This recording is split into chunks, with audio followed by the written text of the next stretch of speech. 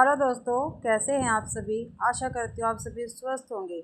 मैं आप सभी का अपने चैनल हिंदी क्लासेस में बहुत बहुत स्वागत करती हूँ। तो आप सभी को पता है भाई, हम यूजीसी नेट है उसके 2005 से लेकर 2024 तक जितने भी पेपर हुए हैं वो हम करने लग रहे हैं। यानी हम 2005 से लेकर 2024 तक हिंदी साहित्य के पीवाईक्यू कर रहे हैं। क्या भाई, हिंदी साहित्य के पीवाईक्यू की सीरीज हमारी चली हुई है और आज अपनी ये 43वीं क्लास है।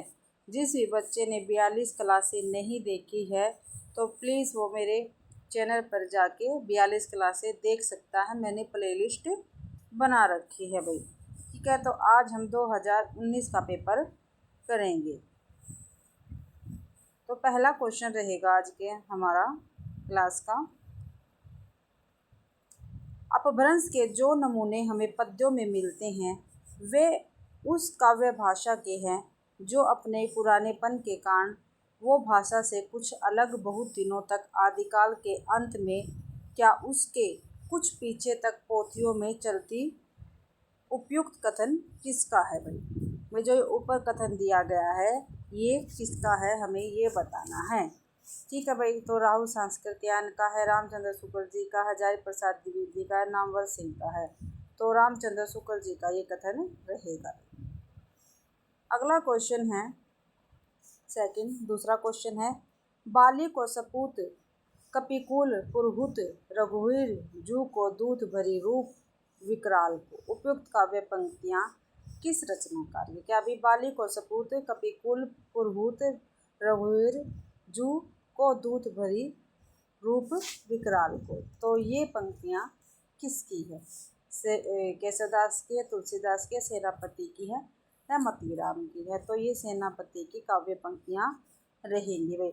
और जब भी मैंने आपको रीतिकाल करवाया था, रीतिकाल के क्वेश्चन आंसर करवाए थे, जो मैंने आपके लिए रीतिकाल की सीरीज चलाई थी, उसमें मैंने जितने भी रीतिकाल के कवि आते हैं, चाहे रीतिबद्ध हो, रीतिमुक्त या रीतिसिद्ध हो, मैंने उन सभी की पंक्तियाँ आपको अच्छी प्रकार से करवाई थी क्वेश्चनों के माध्यम से। तो प्लीज़ आप उन क्लासों को भी ज़रूर देखना।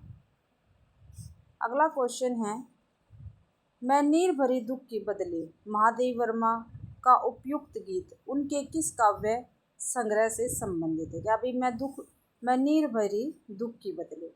तो निहार, रश्मि, नीरजा, सांदेगी। तो ये सांदेगी से लिया गया है। निहार, रश्मि, नीरजा और सांदेगी तो महादेवी वर्मा जी के ही काव्य संग्रह है। और निहार का प्रकाशन वर्ष कितना है। निहार का प्रकाशन वर्ष है भाई 1930, रश्मि का 1932, नीरजा का 1935 और सांदेगी का 1936। ये 1930 है। अगला क्वेश्चन है फोर्थ, मर्यादा मत तोड़ो, तोड़ी हुई मर्यादा कुचले हुए अजगर सी गुजलिका में कौरव वंश को लपेटकर सूखी लकड़ी सा तोड़ डालेगी। क्या भाई, मर्यादा मत तोड़ो, तोड़ी हुई मर्यादा कुचले हुए अजगर से गुंजलिका में कौरव वंश को लपेटकर सूखी लकड़ी सा तोड़ डालेगी। तो अंधा युग का उपयुक्त संवाद किसका है। तो जो ऊपर भाई संवाद लिया गया है, जो ये पंक्तियाँ ली गई है, ठीक है, जो ये पंक्तियाँ हैं हमारी, ये किससे है, ये अंधा युग नाटक से है भाई। ठीक है, अंधा युग नाटक किसका है, धर्मवीर भारती का है। और उपयुक्त संवाद किसका, हमें ये बताना है। तो विषम साहनी का है, भीम का है, द्रोणाचार्य का, कृष्ण का है या विदुर का। तो विदुर का ये क्या है, संवाद रहेगा। विदुर ने ये बातें कही है। ठीक है, ये क्या है, विदुर का कथन है। और भाई अंधा युग में आप सभी को पता है जो 5 अंक हैं, क्या है, 5 अंक है जो काफ़ी बार पेपर में पूछे गए हैं। ठीक है, 5 अंक हैं जो काफ़ी बार पेपर में पूछे गए हैं। जिस भी बच्चे ने नहीं लिखे तो लिख लेना, मैंने पहले भी लिखवाए हैं और अब भी लिखवा रही हूँ। प्रथम अंक में है, कभी कभी तो इनका मिलान आ जाता है, कभी कभी क्रम से लगाने आ जाते हैं। ठीक है, प्रथम अंक में है कौरव नगरी। ठीक है, कौरव नगरी है प्रथम अंक में। द्वितीय अंक में है भाई पशु का उदय।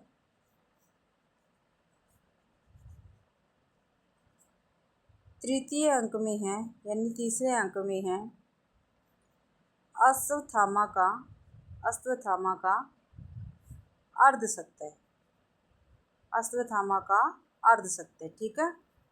फिर अंतराल है, अंतराल भी मैंने बताया था तीसरे और चौथे अंक के बीच में क्या है, अंतराल है। तो अंतराल में क्या कुछ है, पंख है, पहिए हैं, मैंने बताया था ना ये भी, और पटिया है। क्या है, पटिया है।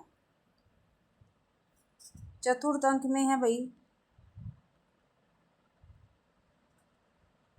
गांधारी का श्राप। क्या भाई, गांधारी का श्राप है। ठीक है। और पंचम अंक में है विजय एक कर्मिक हत्या। क्या है, विजय एक कर्मिक आत्महत्या या हत्या। ठीक है। और लास्ट में क्या है, समापन दे रखा है। लास्ट में क्या दे रखा है, समापन दे रखा है और प्रभु की मृत्यु। यहाँ पे ये क्या है, समाप्त हो जाता है नाटक। और अंतराल कौन कौन से अंक के बीच में दे रखा है, तो तीसरे और चौथे अंक के बीच में अंतराल दे रखा है। और अंतराल में क्या कुछ है, पंख, पहिए और पटियां हैं। तो ये आपको अच्छी प्रकार से याद रखना, पेपर में हमेशा पूछा जाएगा भैया। अगला क्वेश्चन है, यदि प्रबंध काव्य एक विस्तृत वनस्थली है तो मुक्तक एक चुना हुआ गुलदस्ता। ठीक है, काफी महत्वपूर्ण है भाई, काफी महत्वपूर्ण। ठीक है। तो बिहारी के संबंध में उपयुक्त कथन किस आलोचक का है। ठीक है, ये बिहारी के संबंध में भाई कहा गया है कि प्रबंध काव्य तो क्या है, एक विस्तृत वनस्थली है, और मुक्तक क्या है, एक गुलदस्ता है भाई, चुना हुआ गुलदस्ता है। तो बिहारी के संबंध में ये कथन किस आलोचक का है, तो रामचंद्र शुक्ल जी का है, हजारी प्रसाद द्विवेदी का है, श्याम सुंदर दास का है, या नंद दुलारे वाजपेयी का। तो ये रामचंद्र शुक्ल जी का कथन रहेगा भाई। अगला क्वेश्चन है, जुंग के अनुसार पिता पर अधिकार जमाने के लिए लड़की की अपनी माँ से प्रतिस्पर्धा को किस ग्रंथि में जाना जाता है। तो परपीड़न रति ग्रंथि, इलेक्ट्रा ग्रंथि, आत्मपीड़न रति ग्रंथि, इडिप्स ग्रंथि। तो इलेक्ट्रा ग्रंथि के रूप में जाना जाता है। ये साइकोलॉजी का क्वेश्चन दे रखा है इसमें। निम्नलिखित में से कौन सी रचनाएं भारतीय प्रशासन व्यवस्था पर स्टिक व्यंग्य करती हैं। ठीक है, अब स्टिक व्यंग्य करती है तो ये हमें बताना है। तो देखते हैं, भोला राम का जीव, सिक्का बदल गया, जामुन का पेड़ या पिता। तो भोला राम का जीव और जामुन का पेड़ भाई भारतीय प्रशासन व्यवस्था पर स्टिक व्यंग्य करती हुई दो रचनाएं। ठीक है, तो ए और सी हमारा बिल्कुल ठीक हो गया। ठीक है, और भोला राम का जीव किसका है, हरिशंकर परसाई जी का व्यंग्य है ये। ठीक है, जामुन का पेड़ किसका है भाई, है तो चंद्र, एक मिनट भाई, जामुन का पेड़ अभी कृष्ण चंद्र का।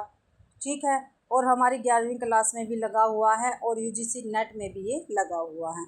सिक्का बदल गया किसका है, कृष्णा सोबती का है। पिता किसका भाई, ज्ञान रंजन का है। तो ये आपको याद रखना है। अगला है क्वेश्चन, दोनों का हठ था दुर्निवार, दोनों ही थे विश्वासहीन, कमायनी की उपयुक्त पंक्तियां से क्या आशय है। क्या भाई, दोनों का हठ था दुर्निवार, दोनों ही थे विश्वासहीन, कामायनी की उपयुक्त पंक्तियों से क्या आशय है। भाई जो ये पंक्तियां दे रखी है ऊपर, ये किसकी है, कामायनी की है। और कामायनी जयशंकर प्रसाद का क्या है, ये एक महाकाव्य है भाई। ठीक है, दोनों का हठ था दुर्निवार। ठीक है, दोनों ही थे विश्वासहीन। तो आगे देखते हैं,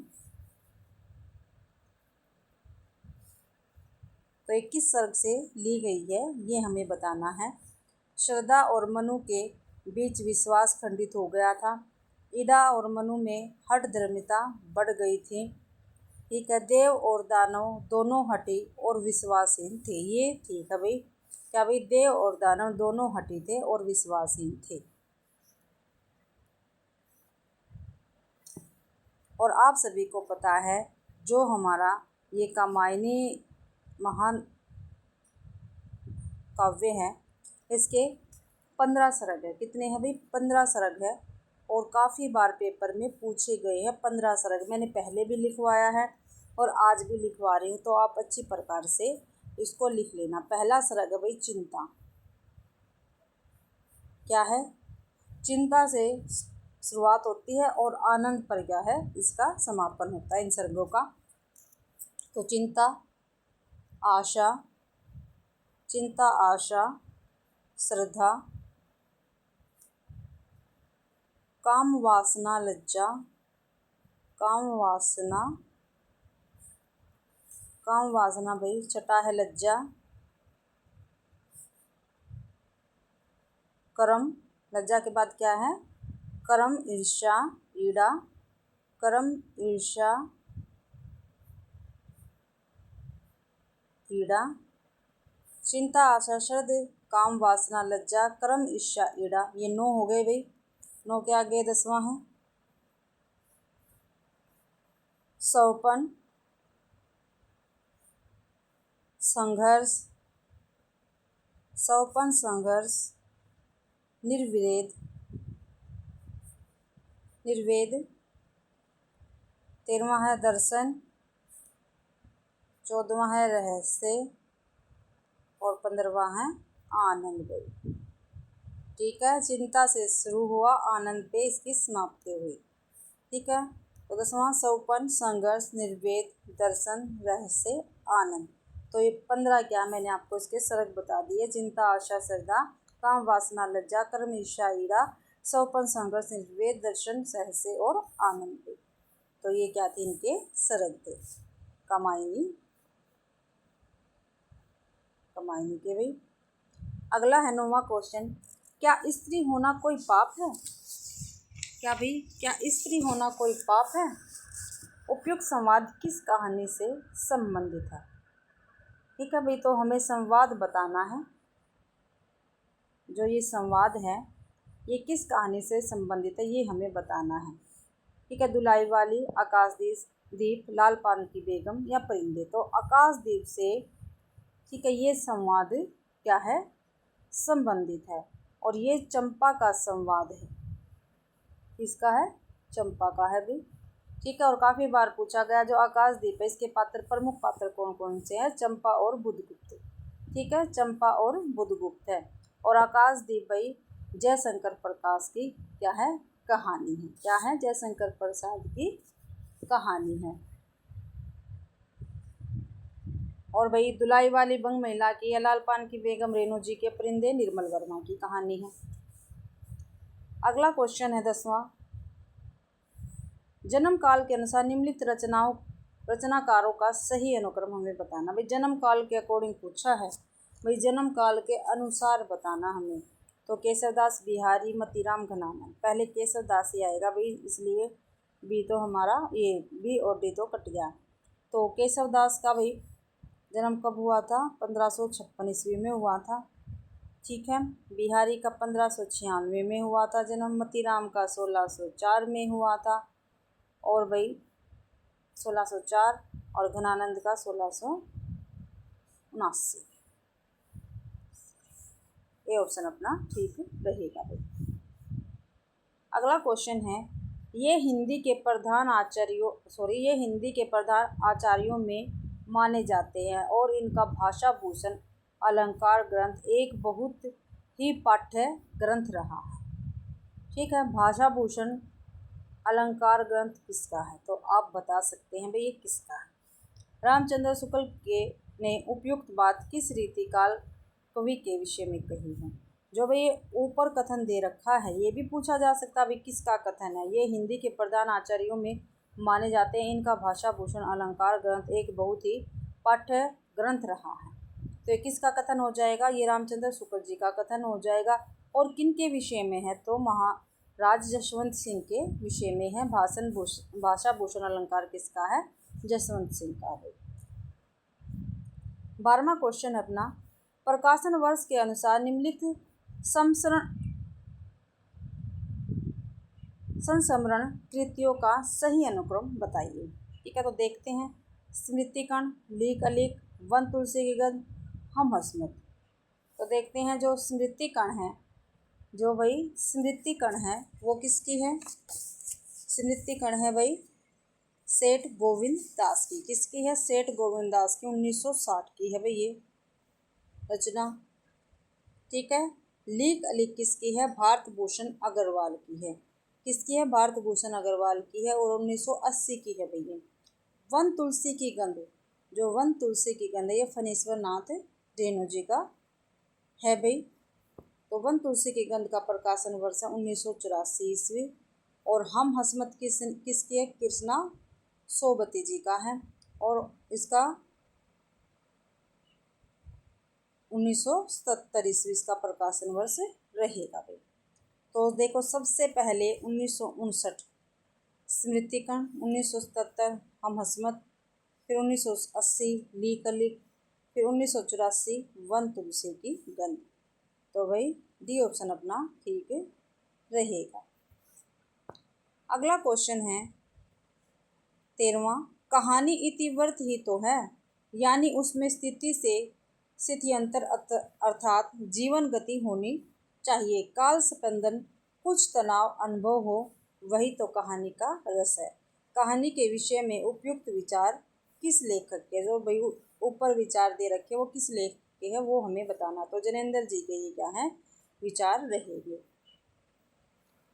अगला क्वेश्चन है निम्नलिखित ग्रंथों को उनके रचयिताओं के साथ सुमेलित कीजिए भाई। तो देखते हैं। पेरीइप्यूसिस है भाई लॉन्जाइन्स का। द सेक्रेड वुड है इलियट का। किसका भी? द सेक्रेड वुड इलियट का है। पोएटिक्स किसका है? अरस्तू का है। पोएटिक्स किसका भाई? अरस्तू का है। बायोग्राफी लिटरेरिया ये कोलरिज का है। ठीक है, तो ए का 4 हो गया, बी का 3, सी का 2, डी का 1 भाई। ए का 4, बी का 3।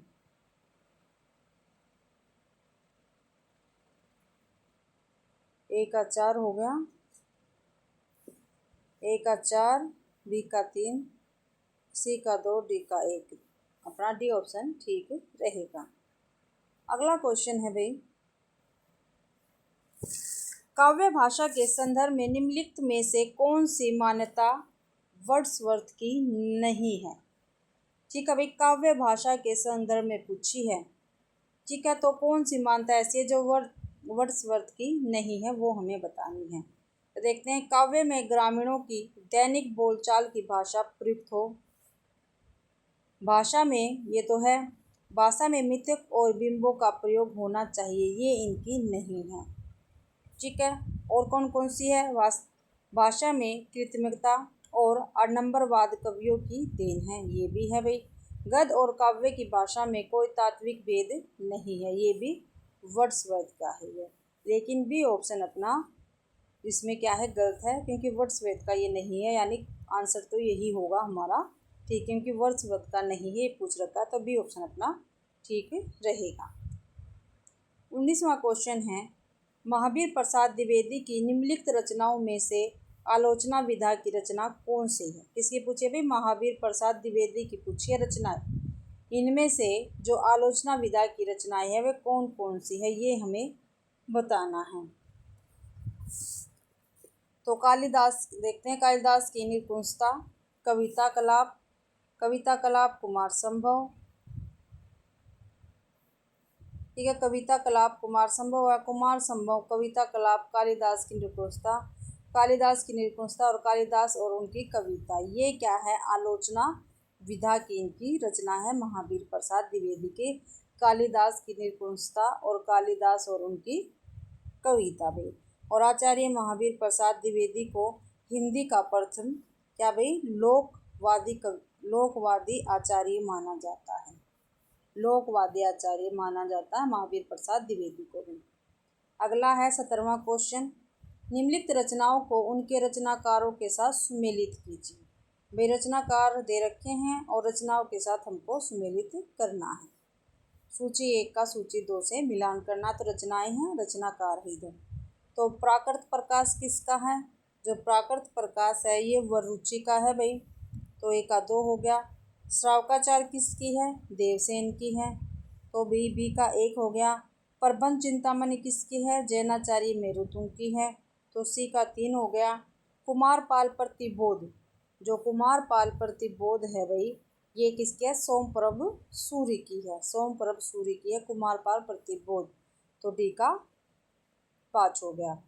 तो ए का 2, बी का 1, ए का 2 हो गया भाई, ए का 2, बी का 1, सी का 3 और डी का 5। तो ए ऑप्शन अपना बिल्कुल ठीक रहेगा भाई। अगला क्वेश्चन है 18वां। आचार्य रामचंद्र शुक्ल ने, जो आचार्य रामचंद्र शुक्ल जी हैं, उन्होंने प्रिय प्रवास की निम्नलिखित में से किस विशेषता का उल्लेख नहीं किया है? ठीक है, जो प्रिय प्रवास है किसका है? अयोध्या सिंह उपाध्याय हरिओद का है और इसका 1914 में प्रकाशन हुआ था भाई। ठीक है, तो इसके विषय में, ठीक है, इनमें से क्या भाई का पूछा है? रामचंद्र शुक्ल जी ने प्रिय प्रवास की निम्नलिखित में से किस विशेषता का उल्लेख नहीं किया है? तो देखते हैं। अधिकतर पदों में बड़े ढंग से हिंदी अपनी चाल पर चलती दिखाई देती है, इसका तो इन्होंने विशेषता बताई है। इसकी कथा वस्तु एक अच्छे प्रबंध के लिए पर्याप्त है। क्या भाई? इसकी कथा एक अच्छे प्रबंध के लिए पर्याप्त है, ये विशेषता रामचंद्र शुक्ल जी ने प्रिय प्रवास की नहीं बताई है। तो बी ऑप्शन अपना ठीक रहेगा। और भी ऑप्शन देख लेते हैं, क्या पता पेपर में कहाँ से आ जाए। यह काव्य अधिकतर भाव व्यंजना और वर्णात्मक है। कौन भाई? प्रिय प्रवास क्या है? भाव व्यंजनात्मक है और वर्णात्मक है। डी ऑप्शन है। हिंदी को है तथा, है था, किया, दिया ऐसी दो एक क्रियाओं के भीतर ही सिमट कर रह पड़ा है। तो भाई बी ऑप्शन अपना ठीक रहेगा। इसकी कथा वस्तु एक अच्छे प्रबंध के लिए पर्याप्त है, ये रामचंद्र शुक्ल जी ने प्रिय प्रवास की क्या है? विशेषता नहीं बताई है। और जो भाई आप सभी को पता है प्रिय प्रवास किसका है? अयोध्या सिंह उपाध्याय हरिओद का है।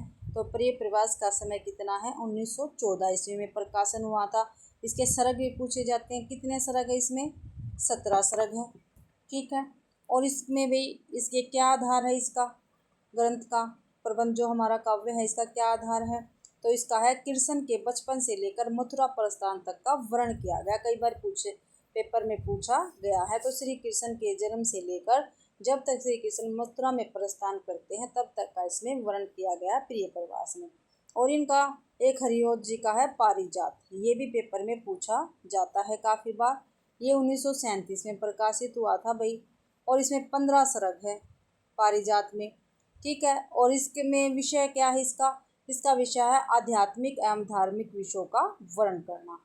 ठीक है, ये है इसके अंदर। और वैदेही वनवास ये भी उपाध्याय जी का है। ठीक है, यानी हरिओद जी का है वैदेही वनवास। ठीक है, ये 1941 में प्रकाशित हुआ था और इसमें 18 सरग है। कितने हैं? 18 सरग है। और इसमें राम के द्वारा सीता के निर्वासन की कथा है भाई। 19वां क्वेश्चन है, सखी पिया को जो न मैं देखूं तो कैसे काटूं अंधेरी रतिया, उपयुक्त काव्य पंक्तियां किस कवि की है? तो विद्यापति की, नरपति नाल की, अमीर खुसरो की या भट्ट केदार की? तो भाई ये पंक्तियां अमीर खुसरो जी की रहेगी। सखी पिया को जो मैं न देखूं तो कैसे काटूं अंधेरी रतिया भाई, तो ये अमीर खुसरो की पंक्तियां रहेगी। अगला क्वेश्चन है 20वां। निम्नलिखित में से क्या तमस उपन्यास में सांप्रदायिक भावना के निर्माण में सहायक नहीं है? क्या भाई निम्नलिखित में से क्या तमस उपन्यास जो था, किसका तमस उपन्यास? भीष्म साहनी का, और ये इनका तीसरा उपन्यास है, में सांप्रदायिक भावना के निर्माण में सहायक नहीं है, ये हमें बताना है। तो सांप्रदायिक पूर्वाग्रह ये तो है, विभिन्न संप्रदायों का एक स्थान पर वास, ये ही क्या है? उस समय सांप्रदायिक भावना के निर्माण में सहायक नहीं था भाई। तो बी ऑप्शन अपना ठीक रहेगा। वर्गीय पूर्वाग्रह, अतीत की गौरव गाथा, ये तो इसके अंदर थी। बी ऑप्शन अपना ठीक रहेगा। अगला 21वां क्वेश्चन, निम्नलिखित उपन्यासों का प्रकाशन काल की दृष्टि से सही अनुक्रम हमें बताना है। क्या भाई, सही अनुक्रम हमें बताना है। तो मानस का हंस, टेराकोटा, भूले बिसरे चित्र, गरम राख। ठीक है, तो इनका हमें अनुक्रम बताना है। तो देखते हैं। मानस का हंस, जो भाई मानस का हंस है, ये अमृतलाल नागर जी का क्या है, ये एक हमारा उपन्यास है। ठीक है, मानस का हंस। ठीक है, और इसका प्रकाशन 1959 के लगभग हुआ था। तो इसमें से सबसे पहले आएगी गरम राख। क्या आएगी? गरम राख। और गरम राख किसकी है? अश्क जी की है। किसकी है? अश्क जी की है। ठीक है, फिर आएगा भीले भूले बिसरे चित्र 1959 का। 1955 की गरम राख हो जाएगी के लगभग का ही है ये भी। ठीक है, टेराकोटा, ये भी 1959 के लगभग का ही है। ठीक है, और ये मानस का हंस। ठीक है, तो लास्ट में मानस का हंस आएगा, तो अपना सी ऑप्शन ठीक रहेगा। अगला है सखी नील नभसर ने उतरा यह हंस आहा, तरता तरता अब तारक भौतिक शेष नहीं, निकला जिनको चरता चरता। उपयुक्त पंक्तियों में हंस किस अलंकार से संबंधित है? जो हंस है वो अपूर्ति, उत्प्रेक्षा, रूपा कातिशयोक्ति या उपमा। तो रूपा कातिशयोक्ति अलंकार से संबंधित है हंस। तो भाई अगला क्वेश्चन है, हिंदी के निम्नलिखित लोक मंचीय रूपों को प्रचलन की प्रमुखता के आधार पर प्रांतों से सम्मिलित कीजिए। तो करते हैं। सांग भाई कहाँ पे होता है? हरियाणा में होता है। विदेशिया कहाँ पे होता है? बिहार में होता है। ठीक है, माछ कहाँ पे होता है? तो मध्य प्रदेश में होता है माछ। ठीक है, ख्याल कहाँ पे होता है? राजस्थान में होता। ख्याल कहाँ पे होता है? राजस्थान में होता है भैया। तो ए का 3, बी का 4। क्या भी? ए का 3 हो गया और बी का 4 हो गया है। ए का 3, बी का 4। तो देखते हैं, ए का 3, बी का 4, बी ऑप्शन अपना ठीक रहेगा। अगला क्वेश्चन है 24वां, हिंदी पर सामासिक संस्कृति के वहन का दायित्व संविधान के किस अनुच्छेद में निर्धारित है? तो 343 में, 348 में, 349 में, 351 में। तो 351 में भी। अगला क्वेश्चन है, निम्नलिखित में से किस उपन्यास में राम और काम का द्वंद्व चित्रित हुआ है? ठीक है, तो कौन सा ऐसा उपन्यास है जिसमें राम और काम का द्वंद्व चित्रित हुआ है? तो अमृत और विष, खंजनैन, मानस कहाँ से नाचो बहुत गोपाला। तो ये जितने भी उपन्यास है ये अमृतलाल नागर जी के उपन्यास है। ठीक है, तो मानस का हंस में क्या है? राम और काम का द्वंद्व चित्रित हुआ है।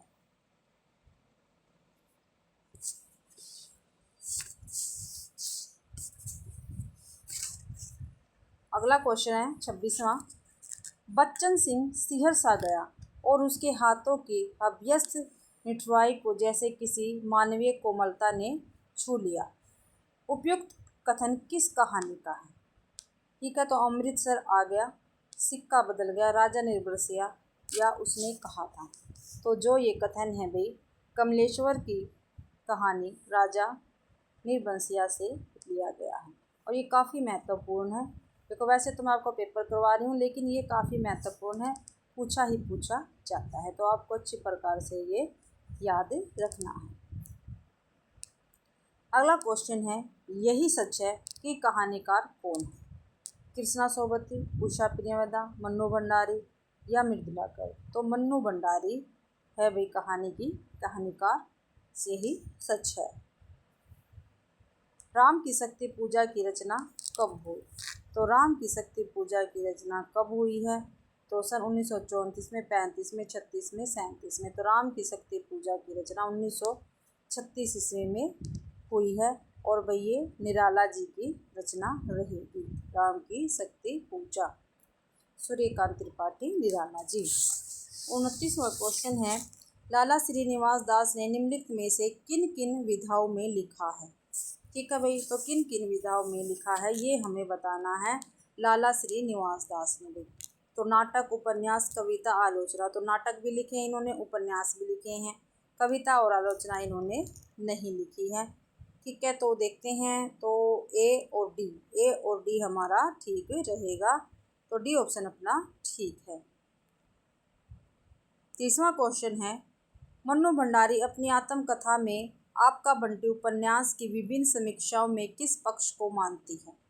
तो खंडित बचपन, बच्चे के पालन पोषण का आर्थिक पक्ष, बाल मनोवैज्ञानिक पक्ष, या मुख्य स्त्री पात्र स्त्रीत्व।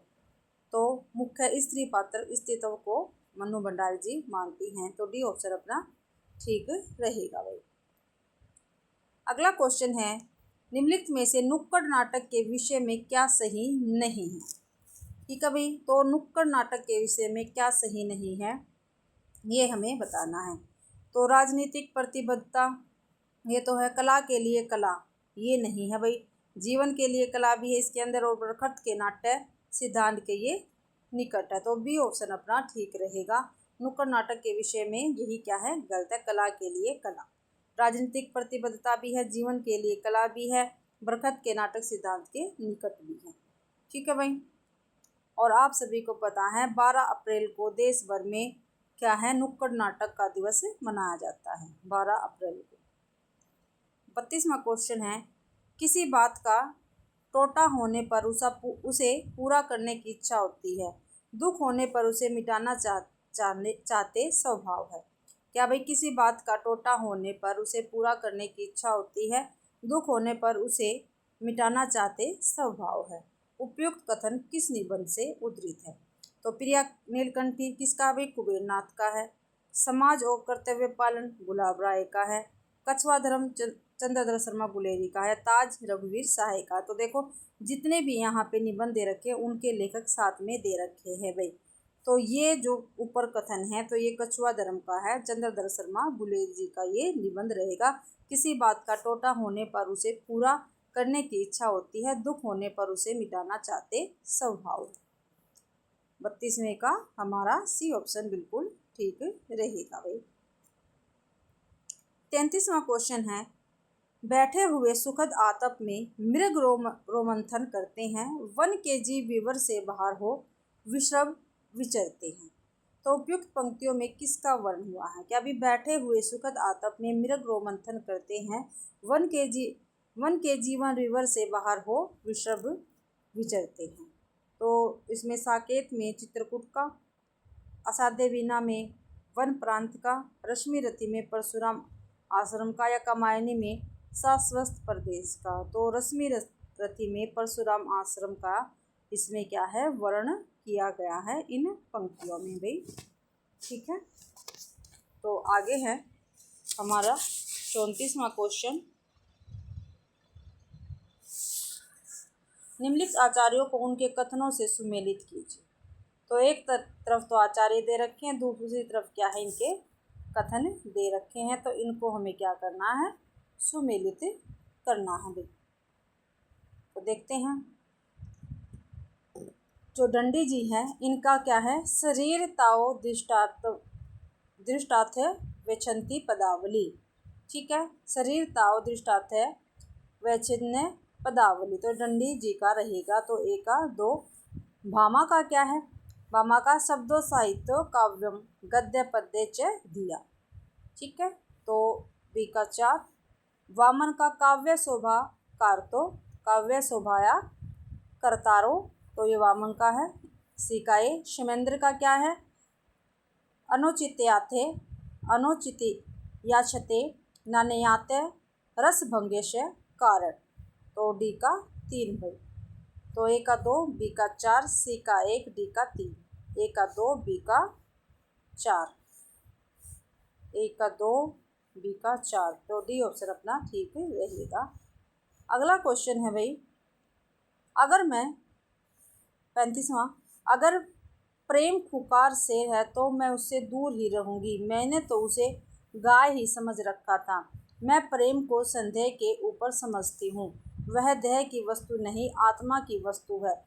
संदेह का वहाँ जरा भी स्थान नहीं, और हिंसा तो संदेह का ही परिणाम है, वह संपूर्ण आत्मसमर्पण है। यह पंक्तियाँ गोदान उपन्यास में किसके द्वारा कही गई है? काफ़ी महत्वपूर्ण पंक्तियाँ हैं भाई। और गोदान उपन्यास किसका? प्रेमचंद्र जी का है।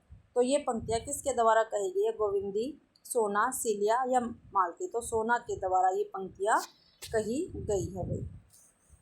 अगला क्वेश्चन है, निम्नलिखित में से कौन सी रचनाएं केशव की हैं? ठीक है, तो केशव की रचनाएं हमें बतानी है। रसिक प्रिया और विज्ञान गीता, ये क्या है? केशवदास की पंक्तियाँ रचनाएं रहेंगी, तो ए और सी अपना ठीक है।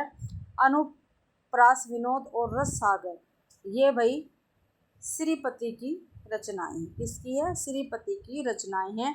और श्रीपति जी और केशवदास ये दोनों क्या है? रीतिबद्ध कवि है, रीतिकाल के रीतिबद्ध कवि है भाई। 37वां क्वेश्चन है अपना, निम्नलिखित रचनाओं को उनके रचनाकारों के साथ सुमेलित कीजिए। ठीक है, तो करते हैं भाई, देखते हैं। काव्य प्रकाश, ये है चिंतामणि का, ए का 4। रसराज मतीराम, बी का 5। रसविलास देव, रसविलास क्या है? देव का है। रस सारांश किसका है? भिखारी दास का है। तो भाई ए का 4 हो गया, बी का 5, सी का 1, डी का 2। ए का 4, बी का 5, तो ए का 4, बी का 5, सी का 1, डी का 2। तो ये ऑप्शन अपना ठीक रहेगा। 38वां क्वेश्चन है, निम्नलिखित में से कौन सी भाषा संविधान की 8वीं अनुसूची में है? ठीक है, तो नेपाली, कांगड़ी, राजस्थानी, गोंडवी। तो नेपाली क्या है? संविधान की 8वीं अनुसूची में ये भाषा है नेपाली भाई।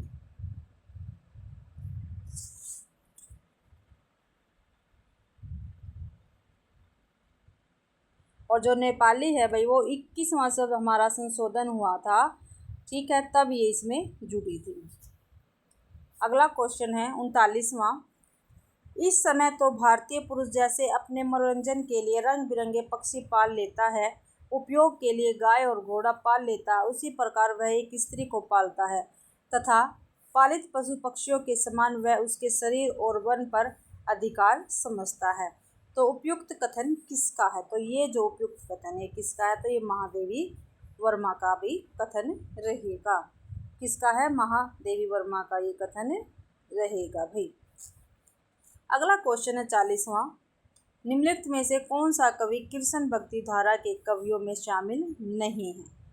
ठीक है, कृष्ण भक्ति धारा के कवियों में शामिल नहीं है, तो नाभा दास क्या है? कृष्ण भक्ति धारा के कवियों में शामिल नहीं है। ये राम भक्ति धारा के कवियों में शामिल है। नंददास, ध्रुवदास और हरिदास ये कृष्ण भक्ति काव्य धारा में शामिल है भाई। 41वां क्वेश्चन है, रचना काल की दृष्टि से निम्नलिखित रचनाओं का सही अनुक्रम क्या है? तो ये हमें बताना है। काव्यालंकार, नाट्यशास्त्र, ध्वन्यालोक, साहित्यालोचक। भारतीय काव्य शास्त्र से है भाई ये क्वेश्चन। तो देखो भाई, जो हमारा नाट्यशास्त्र है, ठीक है, जो नाट्यशास्त्र है वो किसका है? भरत मुनि का। किसका है भाई? भरत मुनि का।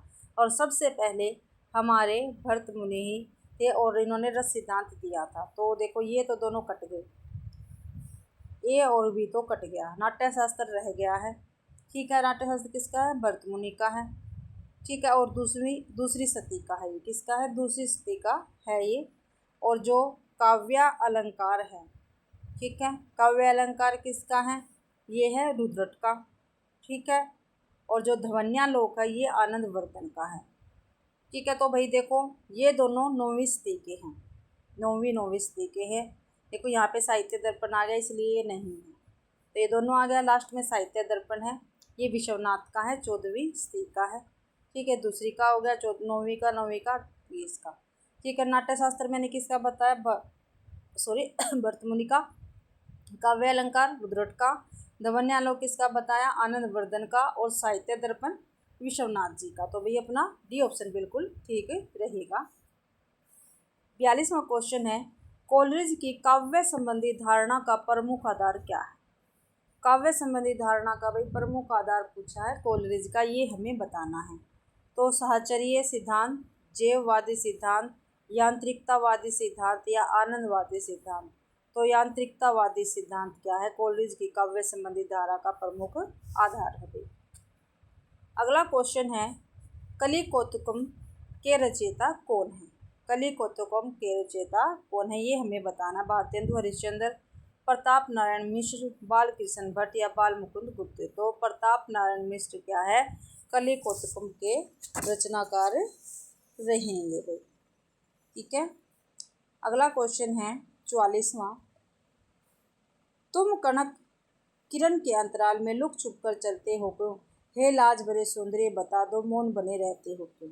क्या भाई तुम कनक किरण के अंतराल में लुक छिप कर चलते हो क्यों? हे लाज भरे सौंदर्य बता दो मौन बने रहते हो क्यों? तो उपयुक्त गीत पंक्तियाँ जयशंकर प्रसाद की किस रचना से संबंधित हैं? तो जो ये पंक्तियाँ हैं वे किसकी? जयशंकर प्रसाद जी की है। और किस रचना से संबंधित है? तो ये चंद्रगुप्त मौर्य से है, चंद्रगुप्त मौर्य से है। और प्रलय की छाया, कामायनी, स्कंदगुप्त, ये सभी क्या है? जयशंकर प्रसाद की ही रचनाएं हैं। अगला क्वेश्चन है 45वां। निम्नलिखित में से कौन सी रचना अगरदास की नहीं है? ठीक है भाई, अगरदास की इनमें से कौन सी रचना नहीं है वो हमें बताना है। ध्यान मंजरी अगरदास के, कुंडलियाँ अगरदास के, राम ध्यान मंजरी ये भी अगरदास की है। तो रूप मंजरी ये अगरदास की नहीं है। ठीक है। ध्यान मंजरी, कुंडलिया, राम ध्यान मंजरी ये किसकी है? अगरदास के। रूप मंजरी अगरदास की नहीं है। ये किसकी है फिर? ये है हमारे नंददास की रचना। अगला क्वेश्चन है 46वां। जैसे पुराना चावल ही बड़े आदमियों के खाने योग्य समझा जाता है, वैसे ही अपने समय से कुछ पुरानी हुई परंपरा के गौरव से युक्त भाषा ही पुस्तक रचने वालों के व्यवहार योग्य समझी जाती थी। शुक्ल का उपयुक्त हिंदी साहित्य का इतिहास के आदिकाल के किस प्रकरण से है? देखो ये सभी बता दिया है। जो ये ऊपर कथन है पुराना चावल वाला, जैसे पुराना चावल बड़े आदमियों के खाने योग्य समझा जाता है, ये कथन किसका? भाई शुक्ल जी का है। और कहाँ से लिया गया? हिंदी साहित्य का इतिहास से लिया गया है। तो ये पूछा है ये कौन से प्रकरण में है? पहले प्रकरण में है, दूसरे में है, तीसरे में या चौथे में? तो चौथे प्रकरण में है भाई। क्या है? चौथे प्रकरण में ये इन्होंने कहा है। अगला क्वेश्चन है भाई हमारा, अगला क्वेश्चन है 47वां। निराला जी पर बंग भाषा की, या भी निराला जी पर बंग भाषा की काव्य शैली का प्रभाव समास में गुम्फित पदवलरी क्रियापद के रूप में स्पष्ट झलकता है। लाक्षणिक व लक्षण लाने की प्रवृत्ति उनमें उतनी नहीं पाई जाती जितनी प्रसाद में। उपयुक्त कथन किसका है? तो भाई ये कथन हमारे रामचंद्र शुक्ल जी का रहेगा। किसका भाई? ये रामचंद्र शुक्ल जी का ये कथन रहेगा। 48वां क्वेश्चन है जीवन मुँह चाही को नीको। क्या भाई जीवन मुँह चाही को नीको, दरस परस दिन राति करती कान्हे पियारे पीको। तो उपयुक्त पंक्तियों में आचार्य रामचंद्र शुक्ल ने किस भाव की अभिव्यक्ति की है? ठीक है। तो किस भाव की व्यक्ति की है? तो निर्गुण भक्ति भाव की, सगुण भक्ति भाव की, या भाव की, या दैहिक भाव की। तो भाई जीवन मुँह चाही को नीको, दरस परस दिन राति करती कहने प्यारी पीको। तो असूया भाव की इसमें अभिव्यक्ति की है रामचंद्र शुक्ल जी ने। ठीक है भाई। तो अगला क्वेश्चन 49वां। शुक्ल जी ने न तो भारत के रूढ़िवाद को स्वीकार किया न पश्चिमी व्यक्तिवाद को। क्या भाई शुक्ल जी ने न तो भारत के रूढ़िवाद को स्वीकार किया है और न पश्चिमी व्यक्तिवाद को। तो उपयुक्त कथन किस लेखक का है? तो नंद दुलारे वाजपेयी का है, रामविलास शर्मा का है, नामवर सिंह का है, नगेंद्र का। तो रामविलास शर्मा जी का ये कथन है शुक्ल जी के विषय में भाई। अगला क्वेश्चन है 50वां। निम्नलिखित जीवनी प्रकृतियों में कौन सी कृति रोमा रोला की है? ठीक है, रोमा रोला की है वो हमें बताना है। तो देखते हैं। बापू की झांकियाँ, महात्मा गांधी विश्व के अद्वितीय पुरुष। तो यही क्या है? रोमा रोला की कृति है। ठीक है। और ये जीवनी प्रकृतियाँ हैं। अकाल पुरुष भी जीवनी परक है। बापू किसकी है? बापू है भाई 1940 में तो इसका प्रकाशन हुआ था। और घनश्याम दास बिड़ला जी की है ये, घनश्याम दास बिड़ला जी की है बापू की जो बापू की भी झांकियाँ हैं इसका मेरे को नहीं मालूम, लेकिन इसके बाद जो काफ़ी बार पूछी गई है बापू के कारावास की कहानी, ये भी काफ़ी बार पेपर में पूछी गई है। तो यह सुशीला नायर की है। और महात्मा गांधी किसकी है? महात्मा गांधी है, रामचंद्र वर्मा की। और अकाल पुरुष किसकी है? ये रही, ये जितेंद्र जी की है, जो काफ़ी महत्वपूर्ण और पूछी जाती है। 51वां क्वेश्चन है, गैंग्रीन कहानी की मालती बचपन में कैसी थी? जो हमारे यूजीसी नेट में कहानी लगी हुई है गैंग्रीन या रोज, इसका दूसरा नाम क्या है? रोज। ठीक है, तो उसमें जो हमारी पात्रा है मालती, वो बचपन में कैसी थी ये पूछा है। सरल और शांत लड़की थी? नहीं। उद्दंड और चंचल थी? बिल्कुल ठीक है। पुस्तकें पढ़ने की शौकीन? नहीं भाई। चोरी से क्लास से भागने वाली लड़की थी? ये बिल्कुल ठीक है। तो बी और डी बिल्कुल ठीक है। तो बी और डी भाई ओनली सी ऑप्शन में है, तो सी ऑप्शन अपना ठीक रहेगा। 52वां क्वेश्चन है, सुजान की उपेक्षा से विराग उत्पन्न होने के बाद रीतिकालीन कवि घनानंद वृंदावन जाकर किस संप्रदाय वैष्णव हो गए थे? जो उनकी सुजान क्या थी? प्रेमिका थी। जब उन्होंने उसकी उपेक्षा की थी, किसकी? हमारे रीतिकालीन कवि घनानंद की, तब वो सब कुछ छोड़ छाड़ के वृंदावन चले गए थे और वैष्णव संप्रदाय में, जो वैष्णव संप्रदाय था उसमें ये मिल गए थे भाई। तो वल्लभ संप्रदाय, निम्बार्क संप्रदाय, सखी संप्रदाय या राधा वल्लभ संप्रदाय? तो निम्बार्क संप्रदाय से संबंधित है भाई। अगला है 53वां, भीष्म साहनी के नाटकों की कौन सी विशेषता है? क्या भाई भीष्म साहनी के नाटकों की कौन सी विशेषता है? जो नीचे दे रखी है भीष्म साहनी के नाटकों में से ये विशेषता दे रखी है, इनमें से भीष्म साहनी के नाटकों के में विशेषता बतानी है। तो भारतीय नारी की पीड़ा का प्रभावी प्रस्तुतिकरण? बिल्कुल है भाई भीष्म साहनी के नाटकों में। भारतीय संस्कृति की पुनरुत्थानवादी अभिव्यक्ति? ये नहीं है। मध्यकालीन धर्मांधा, अनाचार और तानाशाही की सामसायिक संगति? ये है। सांप्रदायिक एकता और राष्ट्रीय अखंडता की अभिव्यक्ति? ये नहीं है। तो ए और सी अपना ठीक रहेगा, तो बी ऑप्शन ठीक है। 54वां क्वेश्चन है भाई, 54वां क्वेश्चन है अपनी क्लास का, निम्नलिखित में से कौन सा प्रवासी लेखक मॉरिशस का नहीं है? ठीक है, जो प्रवासी लेखक दे रखे हैं नीचे वो कहाँ के हैं? मॉरिशस के हैं। उनमें से कौन सा एक प्रवासी लेखक है जो मॉरिशस का नहीं है, वो हमें बताना है। तो महेश राम जियावन, अभिमन्यु अनंत, रामदेव धुरंधर, यहाँ महात्म सिंह? तो महात्म सिंह जो है ये मॉरिशस का नहीं है। महेश राम जियावन मॉरिशस के हैं, अभिमन्यु अनंत मॉरिशस के हैं और रामदेव धुरंधर ये भी मॉरिशस के है भाई। अगला क्वेश्चन है 55वां, पूर्ण जागरण का भारतीय साहित्य में पहला प्रतिफलन माइकल मधुसूदन दत्त के बांग्ला काव्य मेघ जो 1861 में प्रकाशित हुआ था को माना गया है। तो उपयुक्त कथन किस आलोचक का है? तो रामचंद्र शुक्ल जी का, हजारी प्रसाद द्विवेदी का, राम कुमार वर्का या राम स्वरूप चतुर्वेदी का? तो राम स्वरूप चतुर्वेदी जी का ये कथन रहेगा। 56वां क्वेश्चन है, रस की प्रस्तुति के लिए तदुपतानुसंधान शब्द का प्रयोग किस आचार्य ने किया है? तो किस आचार्य ने किया है भाई? अभिनव गुप्त ने, ये गुप्त है, गुप्ता नहीं है, शंकुक ने, भट्टलोलक ने, भट्टनायक ने? तो भट्टलोलक ने इसका प्रयोग किया है रस की प्रस्तुति के लिए तदुपतानुसंधान शब्द का प्रयोग भाई। 57वां क्वेश्चन है, आनंदवर्धन ने किसे ध्वनि की आत्मा माना है? जो आनंदवर्धन है, ठीक है, उसने किसको ध्वनि की आत्मा माना है? जो आनंदवर्धन है आप सभी को पता है ध्वनि संप्रदाय क्या है? प्रवर्तक है। तो इन्होंने ध्वनि की आत्मा किसको माना है ये हमें बताना है। तो वस्तु ध्वनि को, अलंकार ध्वनि को, रस ध्वनि को या गुणचित्र ध्वनि को? तो रस ध्वनि को इन्होंने ध्वनि की आत्मा माना है आनंदवर्धन ने। अगला, रचनाओं को उनके प्रकाशन वर्ष के साथ सुमेलित कीजिए। मोहन राकेश की डायरी, जो मोहन राकेश की डायरी है उसका प्रकाशन वर्ष है 1995 ईस्वी, यानी 1/4, तो 1/4 हो गया। डायरी के कुछ पन्ने हैं 1940 में प्रकाशित हुई थी, तो बी का 5। मेरी कॉलेज डायरी तो 1958 की है ये।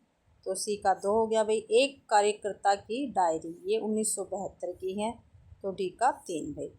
तो ए का 4, एक है, ए का 4 हो गया भाई, बी का 5 हो गया, सी का 2, डी का 3। ए का 4, बी का 5, ए का 4, बी का 5, सी का 2, डी का 3। तो सी ऑप्शन अपना ठीक हो गया। आगे निम्नलिखित संस्थाओं को उनके प्रवर्तकों के साथ सुमेलित कीजिए। भाई संस्थाएं दे रखी, साथ में इनके प्रवर्तक दे रखे हैं। तो ब्रह्मा समाज किसकी है? प्रवर्तक कौन है ब्रह्मा समाज के? तो राजा राम मोहन राय भाई। ए का 4 हो गया। जो प्रार्थना समाज है इसके है मदन गोपाल रानाडे, तो बी का 3 हो गया। थियोसॉफिकल सोसाइटी इसके है एनी बेसेंट, कौन है भाई? एनी बेसेंट है, तो सी का 2 हो गया। सत्यशोधक समाज, जो सत्यशोधक समाज है, सत्यशोधक समाज इसके कौन है? महात्मा फुले हैं, तो डी का 1 हो गया। तो ए का 4, बी का 3, सी का 2 और डी का 1। तो ए का 4, बी का 3, ए का 4, बी का 3, सी का 2, डी का 1। तो ए ऑप्शन अपना ठीक रहेगा। अगला क्वेश्चन है,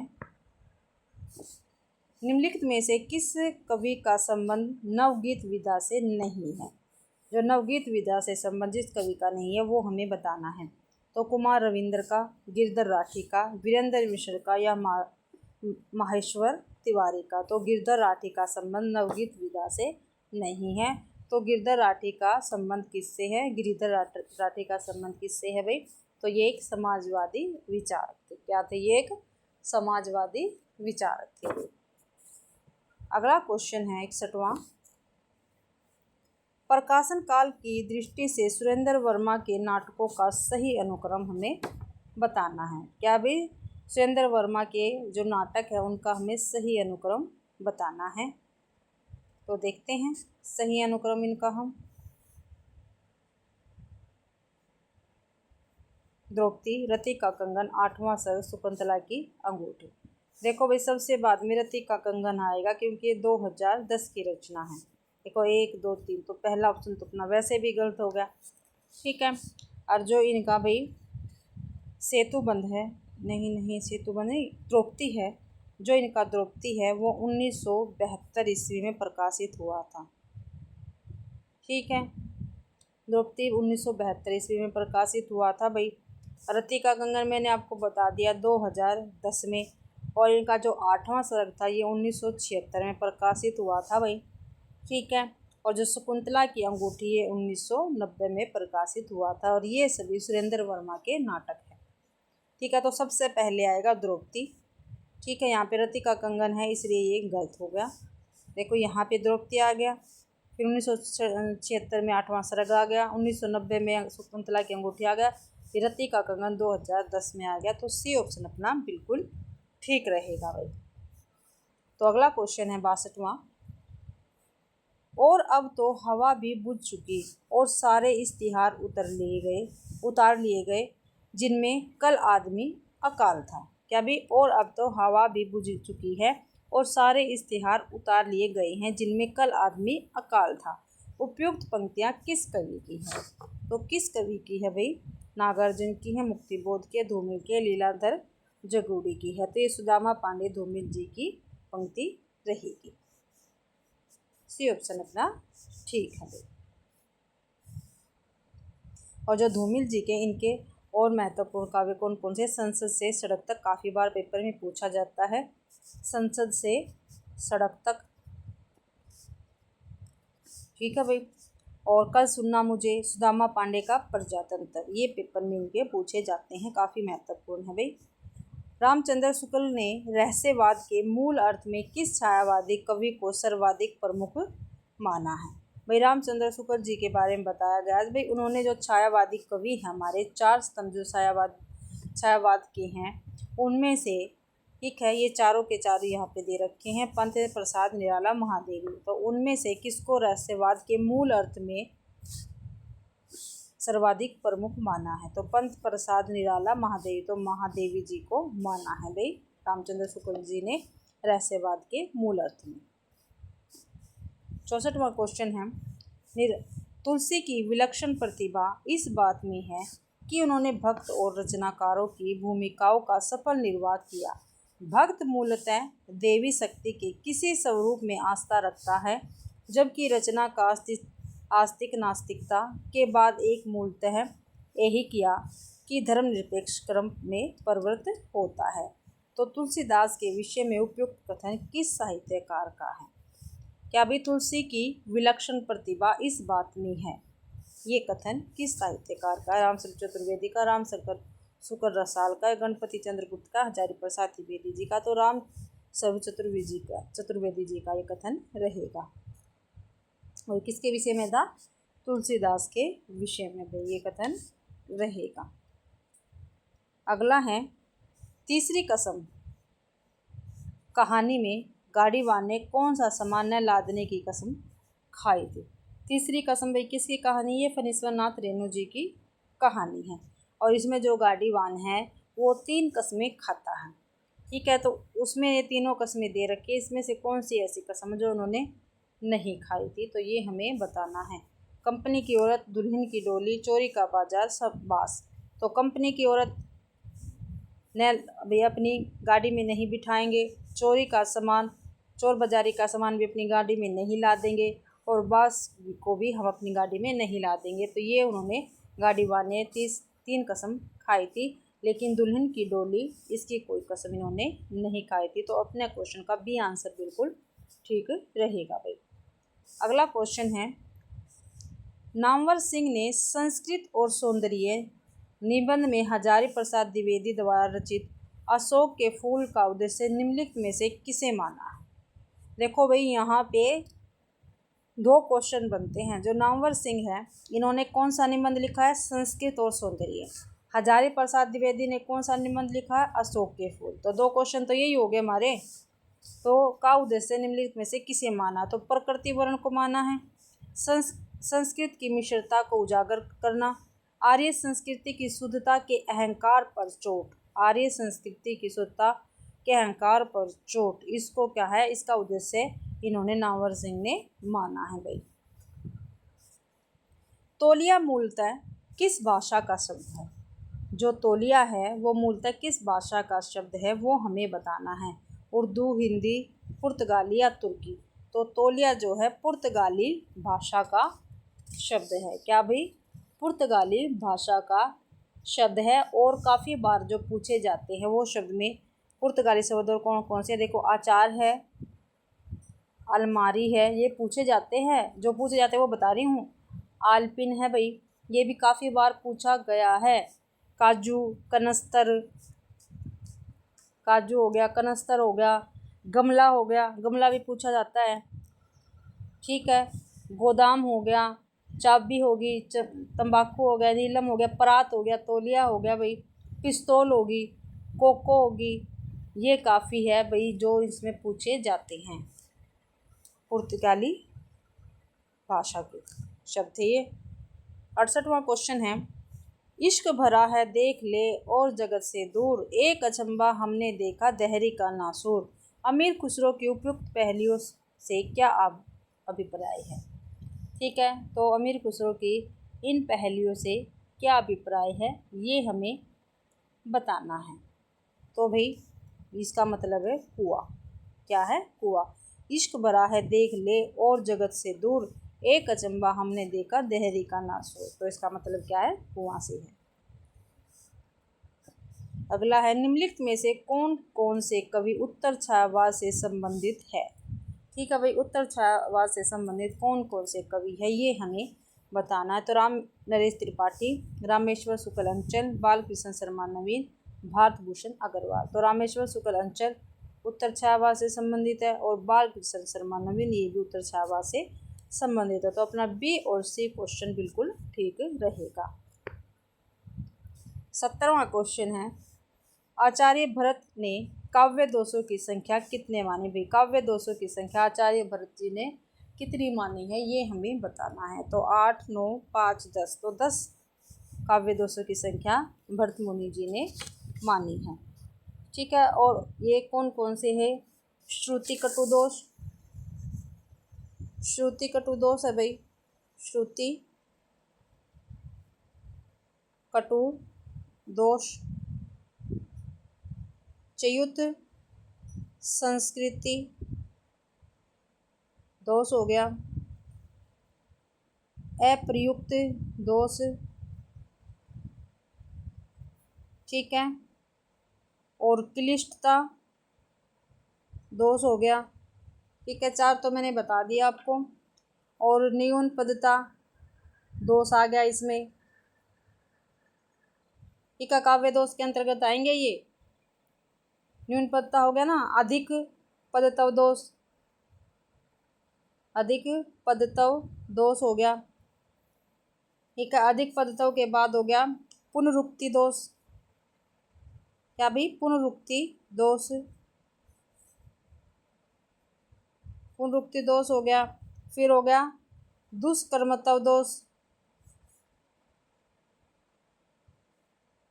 उसके आगे हो गया कपित पदत्वा, कपित पदता दोष, संदिग्ध, संदिग्ध दोष हो गया भाई, ठीक है। तो ये दोष इन्होंने माने हैं। अगला है यशपाल के उपन्यास झूठा सच में दौलत राम आजाद किस राजनीतिक दल का सदस्य है, ठीक है भाई। झूठा सच किसका है, यशपाल जी का, और ये क्या है, एक उपन्यास है। इसमें जो दौलत राम है, जो दौलत राम आजाद है, वो किस राजनीतिक दल का सदस्य है, तो कांग्रेस का, कम्युनिस्ट पार्टी का, मुस्लिम लीग का या जनसंघ का, तो कम्युनिस्ट पार्टी का ये क्या है, एक सदस्य है। और आप सभी को पता है जो झूठा सच है वो उसके 2 भाग हैं। कितने भाग हैं, झूठा सच के 2 भाग है। एक 1958 में प्रकाशित हुआ था और एक 1960 में। अगला है 72वां क्वेश्चन, यह मेरे जीवन का केवल अर्ध सत्य है, यह मेरे जीवन का केवल अर्ध सत्य है, मैंने केवल अपने बहिरंग जीवन का ही विवरण किया, यहाँ तक अंतरंग जीवन का प्रश्न है, वह नितांत मेरा अपना है, आपको उसका संभागी व उदारता मुझमें नहीं है, ठीक है। तो ये वक्तव्य किस आत्मकथाकार का है भाई, रामविलास शर्मा का, नगेंद्र का, शिव पूजन सहाय का या हरिवंश राय बच्चन का, तो नगेंद्र जी का कथन रहेगा, यह मेरे जीवन का केवल अर्ध सत्य है, मैंने केवल अपने बहिरंग जीवन का ही विवरण किया है, जहाँ तक अंतरंग जीवन का प्रश्न है वह नितांत मेरा अपना है, आपको उसका संभागी व उदारता मुझमें नहीं है। तो ये कथन हमारे नगेंद्र जी का है। 53वां क्वेश्चन है भाई, 73वां क्वेश्चन है, रामचंद्र शुक्ल के अनुसार रहीम के बारे में कौन कौन सी बातें सही है, ये हमें बताना है, ठीक है। तो रहीम जी के बारे में कौन कौन सी बातें सही है ये हमें बताना है। तो देखते हैं, संस्कृत, अरबी और फारसी के पूर्ण विद्वान थे, बिल्कुल ठीक है। हिंदी काव्य के उतने मर्मज्ञ कवि नहीं थे जितने फारसी के थे, ये क्या है, इसमें के बारे में कौन कौन सी सही बातें हैं वो हमें बताने। ये तो भाई इसमें गलत है, ये इनके विषय में नहीं है। उनकी दानशीलता हृदय की सच्ची प्रेरणा के रूप में थी, बिल्कुल ठीक है। उनकी सभा विद्वानों और कवियों से सदा भरी रहती थी, ये भी ठीक है। जब इनसे कोई कुछ मांगने को आता तब भी इन्हें अपनी दृढ़ता का अनुभव नहीं होता था, ये क्या है, गलत है। ये क्या है भाई, गलत है। तो ए, सी और डी ये क्या है, तीनों ठीक है, ये तीनों ठीक है, ए, सी और डी ये रहीम के विषय में बिल्कुल सत्य बातें हैं। कौन कौन सी भाई, ए, सी और डी थी ना, ए, सी, डी। तो संस्कृत, अरबी और फारसी के पूर्ण विद्वान थे ये कौन, रहीम जी। उनकी दानशीलता हृदय की सच्ची प्रेरणा के रूप में थी। उनकी सभा विद्वानों और कवियों से सदा भरी रहती थी। तो ये तीनों के तीनों ही ठीक है भाई। अगला है 74वां क्वेश्चन, काव्य रचनाओं को उनके प्रकाशन काल से सुमेलित करना है। तो देखते हैं, जूही की कली, जूही की कली का प्रकाशन कितना है, 1916 ईस्वी है, एक का 3 हो गया भाई। भारत भारती 12, प्रिय प्रवास 1914 में, अभी ऊपर भी आया था ना, प्रथम रश्मि 1919 में भाई, ठीक है। तो ए का 3, सी का ना, ए का 3, बी का 4, सी का 2, डी का 1, ए का 3, बी का 4, ए का 3 हो गया, बी का 4 हो गया। बी ऑप्शन अपना बिल्कुल ठीक रहेगा। अगला क्वेश्चन है अभिनव गुप्त, ये गुप्ता नहीं है, अभिनव गुप्त के अनुसार, ठीक है, अभिनव गुप्त के अनुसार भाई लास्ट में देखते हैं सही विकल्प बताने हैं। तो अभिनव गुप्त के अनुसार मानव मन में वासना रूप में स्थित स्थायी भाव का साधारणीकरण होता है। क्या भी मानव मन में वासना रूप में स्थित स्थायी भाव का साधारणीकरण होता है, बिल्कुल ठीक है। साधारणीकरण के लिए भोज कतव व्यापार अनिवार्य, ये बिल्कुल गलत है। साधारणीकरण की अवस्था में प्रेषक स्वर के बंधन से छूट जाता है, ये अभिनव गुप्त के अनुसार है भाई, ठीक है। ये साधारणीकरण की अवस्था में प्रेषक को लौकिक संबंधों का बोध रहता है, तो ये क्या है, गलत है। तो ए और सी हमारा ठीक रहेगा, तो ए और सी हमारा ठीक रहेगा भाई। तो जो अभिनव गुप्त जी हैं इन्होंने 3-4 टीकाएँ लिखी थी, वो मैं आपको बता रही हूँ। तो इनकी कौन कौन सी टीकाएँ थी, अभिनव भारती, अभिनव गुप्त की है, ये पूछी जाती है, ठीक है। धवन्यालोक लोचन, धवन्यालोक लोचन भाई, और काव्य कौतुंब विवरण, काव्य कौतुंब विवरण, ये अभिनव जो हमारे अभिनव गुप्त जी हैं इन्होंने ये टीकाएँ लिखी थी। 76वां क्वेश्चन है निम्नलिखित में से किस आलोचक का संबंध मार्क्सवाद से है। परशुराम चतुर्वेदी का, रामस्वरूप चतुर्वेदी का, शिवदान सिंह चौहान का, नंद दुलारे वाजपेयी का। तो शिवदान सिंह चौहान का संबंध मार्क्सवाद से है, किससे है, मार्क्सवाद से है। अगला क्वेश्चन है 77वां हिंदी रंगमंच को हिंदी भाषी प्रदेश की सांस्कृतिक पूर्तियों और आकांक्षाओं का प्रतिनिधित्व करना हो और राशियों के हमारे विवेक को व्यक्त करना हो, उपयुक्त कथन निम्नलिखित में से किस नाटक की भूमिका से है। ठीक है क्या भाई, हिंदी रंगमंच को हिंदी भाषी प्रदेश की सांस्कृतिक पूर्तियों और आकांक्षाओं का प्रतिनिधित्व करना हो और राशियों के हमारे विवेक को व्यक्त करना हो, तो ये भाई कौन से नाटक की भूमिका में है। आगरा बाजार, एक और द्रोणाचार्य, आषाढ़ का एक, चंद्रगुप्त। तो ये चारों के नाटक हमारे यूजीसी नेट में लगे हुए हैं। तो ये आषाढ़ का एक दिन जो मोहन राकेश का नाटक है उसकी भूमिका से लिया गया है। आगरा बाजार हबीब तरवर का है, एक और द्रोणाचार्य शंकर शेष का, और चंद्रगुप्त किसका है, जयशंकर प्रसाद का नाटक रहेगा भाई। 78वां क्वेश्चन है नई कविता के प्रथम अंक में, जो नई कविता थी उसके प्रथम अंक में निराला की किस कविता का अनेक कवियों द्वारा सामूहिक प्रकाशित हुआ था। वनवेला, यमुना के प्रति, वह तोड़ती पत्थर और जूही की कली। तो जूही की कली के विषय में ये कहा गया है। 79वां है निम्नलिखित में से कौन सी बोली राजस्थानी नहीं है। राजस्थानी बोली नहीं है वो हमें बतानी है। मेवाती तो है, मारवाड़ी भी है, मंडियाली नहीं है और मेवाड़ी भी है। तो मंडियाली या मंडेली ये भी कहाँ की है, तो पश्चिमी पहाड़ी भाषा की है, पश्चिमी पहाड़ी भाषा है ये, पश्चिमी पहाड़ी भाषा है मंडियाली। और मेवाड़ी, मारवाड़ी, मेवाड़ी, मेवाती ये राजस्थानी भाषाएं रहेगी। अगला है 80वां क्वेश्चन माई न होती बाप न होते कर्म न होता काया, हम नहीं होते तुम नहीं होते कौन कहाँ ते आया, चंद न होता सूर्य न होता पानी पवन मिलाया, शास्त्र न होता वेद न होता कर्म कहाँ ते आया। उपयुक्त काव्य पंक्तियाँ किस कवि की है। तो कबीरदास, नामदेव, रेदास, मलुकदास। तो नामदेव की पंक्तियाँ रहेंगी। 81वां क्वेश्चन है जन्म काल के अनुसार निम्नलिखित रचनाओं का सही अनुक्रम हमें बताना है। तो जायसी, सूरदास, तुलसीदास, रहीमदास। तो भाई जायसी का जन्म हुआ था 1477 में, ठीक है। 1464 भी कहीं कहीं इनका जन्म माना गया है जायसी का। सूरदास का हुआ 1478 में, तुलसी का हुआ 1532 में और रहीम का हुआ 1556 में। तो 1477, 78, 32, 56, तो यही ऑप्शन ठीक हो गया, ए ऑप्शन अपना ठीक रहेगा। पहले जाय से आएंगे, फिर सूरदास, फिर तुलसी, फिर रही। अगला क्वेश्चन, निम्नलिखित काव्य पंक्तियों को उनके रचनाकारों के साथ सुमेलित कीजिए। भाई काव्य पंक्तियां दे रखी है और उनके रचनाकारों के साथ हमको सुमेलित करना है। तो भाई देखो, रचनाकार तो नीचे दे रखे हैं, पंक्तियां ऊपर दे रखी हैं, तो मैं इनके सामने लिख देती हूँ, फिर हम इनका मिलान कर लेंगे। पहली पंक्ति है, मैं बकता नहीं हूँ, कविताएं इजाद करता हूँ गाली। क्या भाई, मैं बकता नहीं हूँ, कविता इजाद करता हूँ गाली। तो ये पंक्तियाँ किस रचनाकार की है? तो ये श्रीकांत वर्मा की है। किसकी है भाई? श्रीकांत वर्मा की है।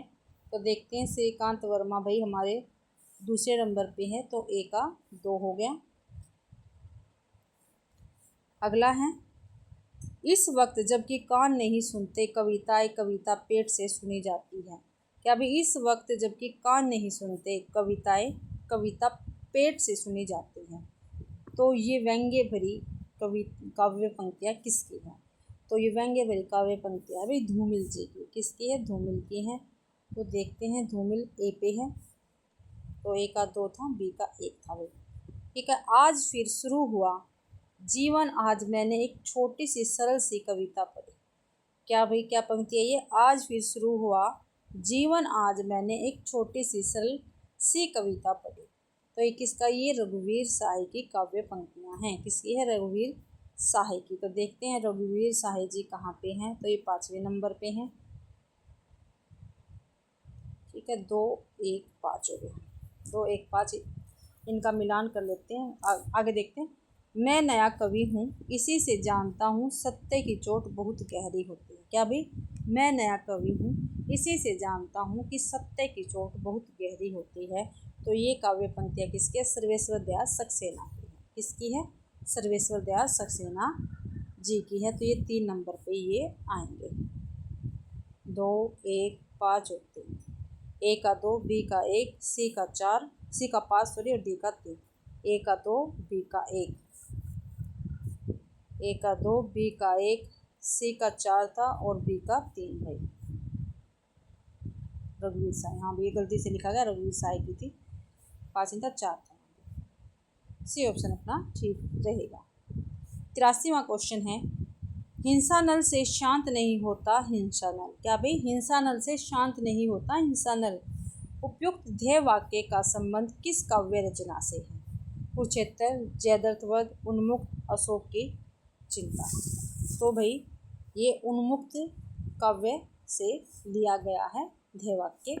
हिंसा नल से शांत नहीं होता हिंसा नल, तो उन्मुक्त से ये लिया गया है। और जो कुरुक्षेत्र है ये किसकी रचना है? ये रामधारी सिंह दिनकर की है। 1946 में इसका प्रकाशन हुआ था भाई। और जयद्रथ वध किसकी है? मैथिली शरण गुप्त की है। 1910 में इसका प्रकाशन हुआ था। ठीक है, उन्मुक्त किसकी है? सियाराम शरण गुप्त की है। 1940 में इसका प्रकाशन हुआ था। अशोक की चिंता किसकी है? जयशंकर प्रसाद की है। आगे है 84वां क्वेश्चन। 84वां क्वेश्चन है, देखते हैं क्या दे रखा 84वां क्वेश्चन में। क्या दे रखा भाई? सही उत्तर सुनिए। रामचंद्र शुक्ल के अनुसार उपयुक्त दोहे से प्रमाणित होता है कि रसखान किसी शक्ति, सॉरी भाई प्रकार दोहा तो हमने पढ़ा ही नहीं। तोरी माननी ते हियो, फोरी मोहिनी मान, प्रेम देव की छवि ही लखी भय मिया रसखान। क्या भाई?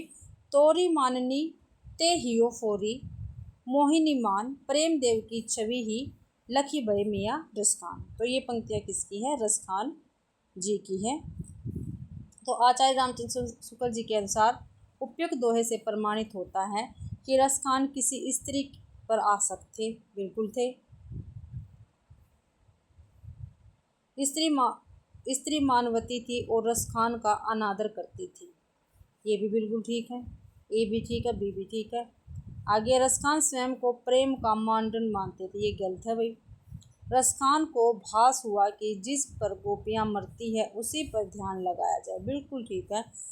आगे है ये वाला, रसखान मोहिनी का मान मर्दन करना चाहते थे। ये क्या है? गलत है। ई ऑप्शन बिल्कुल गलत है। तो ए बी और डी बिल्कुल ठीक है। तो ए बी और डी बी ऑप्शन में, तो बी ऑप्शन अपना बिल्कुल ठीक रहेगा इस क्वेश्चन का। 85वां क्वेश्चन है, जन्मना कवि प्रकृत्या घुमक्कड़ और विचारतः मूलतः मार्क्सवादी। कविता के लिए कोई भी विषय हो सकता है। घुमक्कड़ ऐसे कि कभी यहाँ कभी वहाँ, मूलतः मार्क्सवादी। किन्वे उसके बाहर भी झांक लेते। बच्चन सिंह के उपयुक्त कथन किस कवि के विषय में है? ये जो कथन है ये किसका? बच्चन जी का है। ठीक है, और ये किस कवि के विषय में? तो ये नागार्जुन कवि के विषय में है भाई। जन्मना कवि प्रकृत्या घुमक्कड़ और विचारतः मूलतः मार्क्सवादी थे। कविता के लिए कोई भी विषय हो सकता है। ठीक है, आगे इसके ये एक्स लगा। लालू साहू नवेला कटहल घुमक्कड़ ऐसे कि कहीं कभी यहाँ कभी वहाँ, मूलतः मार्क्सवादी, किंतु वे उसके बाहर भी झांक लेते थे। ठीक है भाई, तो ये कथन किसका है? नागार्जुन का है। ठीक है, ये नागार्जुन के विषय में। और कथन किसका? बच्चन सिंह का है। अगला है, विलक्षण बात यह है कि आधुनिक गद्य साहित्य की परंपरा का परिवर्तन नाटक से हुआ। क्या भी विलक्षण बात यह है कि आधुनिक गद्य साहित्य की परंपरा का परिवर्तन नाटक से हुआ। उपयुक्त कथन किस इतिहासकार का है? तो हजारी प्रसाद द्विवेदी का, रामचंद्र शुक्ल का, बच्चन सिंह का, रामस्वरूप चतुर्वेदी का। तो रामचंद्र शुक्ल जी का ये कथन है। विलक्षण बात यह है कि आधुनिक गद्य साहित्य की परंपरा का परिवर्तन नाटक से हुआ गई। तो अगला क्वेश्चन है, गांधीवाद के संदर्भ में निम्नलिखित में से कौन सा कथन सही नहीं है? किसके संबंध में? गांधीवाद के संदर्भ में कौन सा कथन सही नहीं है वो हमें बताना है। इसके पीछे मार्क्सवाद के समान व्यवस्थित शास्त्रीय अध्ययन नहीं है। ठीक है, कथन। इसका आधार तर्क नहीं सहानुभूति है। ठीक है, इसमें विचार स्वतंत्रता का अभाव है। ये क्या है? गलत है। अभाव नहीं था भाई इसमें। इसके विचारों का स्रोत दैनिक साधना, ये भी बिल्कुल ठीक है। तो सी ऑप्शन इसका गलत रहेगा। अगला क्वेश्चन है, हजारी प्रसाद द्विवेदी के निम्नलिखित उपन्यासों को कथा स्रोत की दृष्टि से उनके समय से सुमेलित कीजिए। ठीक है, उनके समय से हमको क्या करना है? इनको सुमेलित करना है। तो देखते हैं भाई, करते हैं। अनामदास का पोथा, जो अनामदास का पोथा है वो औपनिवेशिक काल से है जी। ठीक है, पूर्णवा 14वीं शताब्दी। पूर्णवा कौन सा? 14वीं शताब्दी। तो एक का 4 हो गया। पानभट्ट की आत्मकथा 12वीं 13वीं शताब्दी। सी का 3। चारूचंद्र लेख, सॉरी भाई, सॉरी। तो ए का 2 हो गया, बी का 4 था। ठीक है, सी का 1 था। पानभट्ट की आत्मकथा 6वीं 7वीं शताब्दी और चारूचंद्र लेख ये 12वीं 13वीं शताब्दी से।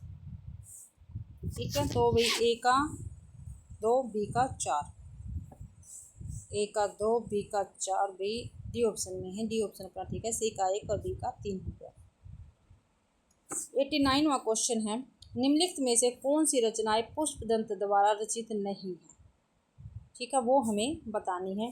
तो आदि पुराण, योगसार, जसहरचर्यु या उत्तर पुराण, ये पुष्पदंत द्वारा रचित नहीं है, वो बतानी है। आदि पुराण और उत्तर पुराण, योगसार और जसहरचर्यु पुष्पदंत ने रची है। तो ए और डी ये बिल्कुल ठीक रहेगा। डी ऑप्शन अपना ठीक है भाई। आगे स्थापना और तर्क वाले क्वेश्चन है हमारे। 90 से स्टार्ट है।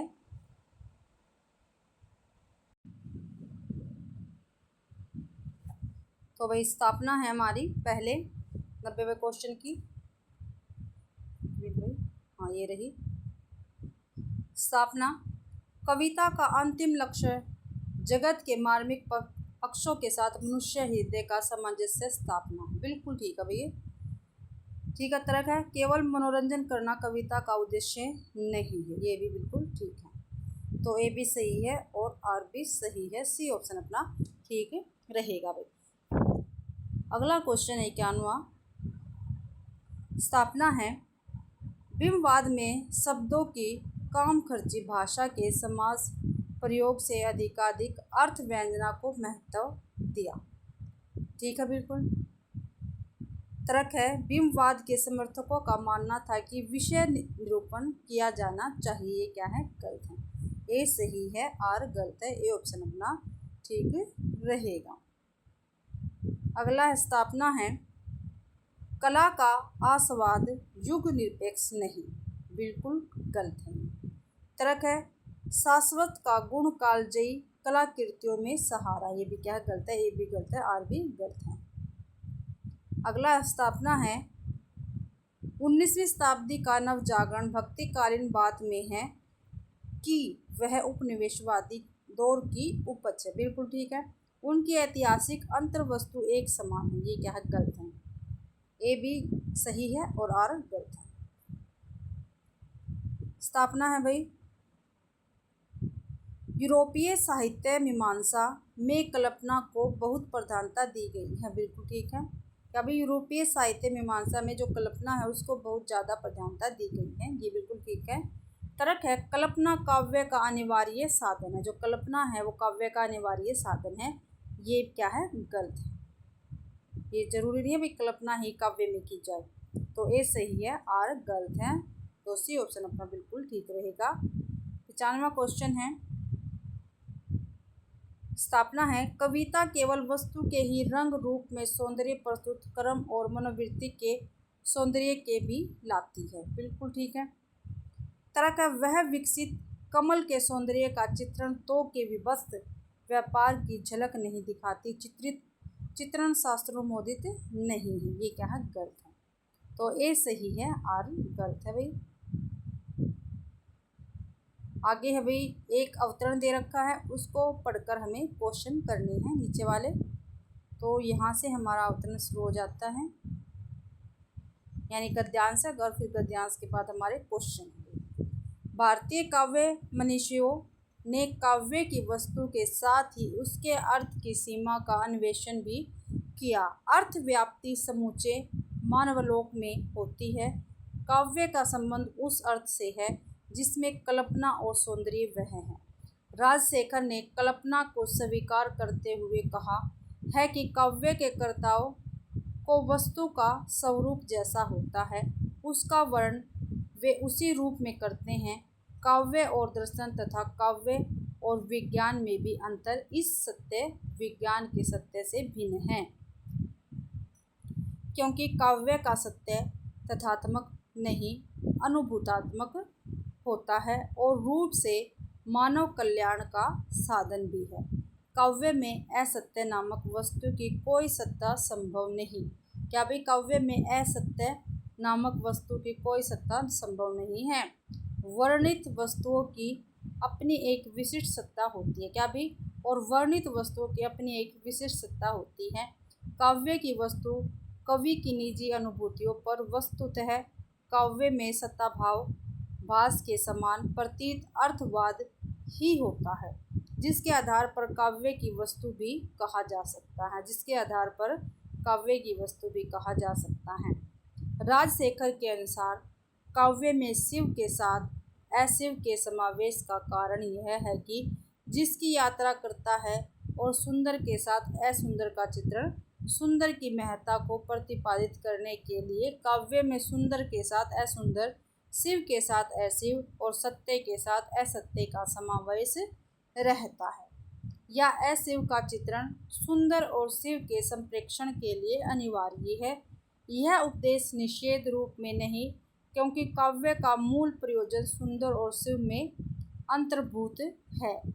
जो सत्य के रूप में यह आधुनिक काव्य में सौंदर्य बोध के नए व्यापक धरातल में सुंदर और असुंदर का समावेश किया गया। काव्य शास्त्र में अर्थहीनता की दृष्टि से इसकी स्वीकृति इस तथ्य का प्रमाण है कि बदले हुए समसामयिक इस काव्य दृष्टि की प्रासंगिकता समाप्त नहीं हुई। वस्तुतः काव्य मीमांसकों की दृष्टि एकांगी न होकर सम है। क्या भी, काव्य मनीषियों की दृष्टि एकांगी न होकर सम है, जो उसकी प्रगतिशील दृष्टि का ही प्रतीक है। यह सत्य है कि इस दृष्टि का कारण मनोविज्ञान यथा आदर्शवादी दार्शनिकता ही है। ठीक है भाई, तो ये क्या था, ये एक हमारा गद्य था। अब इसके क्या है, क्वेश्चन है। तो उपयुक्त अनुच्छेद के संदर्भ में काव्य मनीषियों की दृष्टि से समन्वयात्मक होने पर क्या आधार है। तो उसका मनोवैज्ञानिक यथार्थ से जुड़ा होना नहीं। मनोवैज्ञानिक यथार्थ और आदर्शवाद से जुड़ा होना नहीं। प्रगतिवाद के सैद्धांतिक आधार को अपनाना नहीं। और आदर्शवादी दार्शनिकता से जुड़ा होना। आदर्शवादी नहीं है, आदर्शवादी, आदर्शवादी नहीं, आदर्शवादी दार्शनिकता से जुड़ा होना। अगला क्वेश्चन है, उपयुक्त अनुच्छेद के अनुसार काव्य मनुष्यों की प्रगतिशील दृष्टि का आधार क्या है। प्रगतिशील दृष्टि का आधार पूछा भी। काव्य को तथ्यात्मक रूप में चित्रण करना नहीं। समन्वयात्मकता दृष्टि को अपनाना।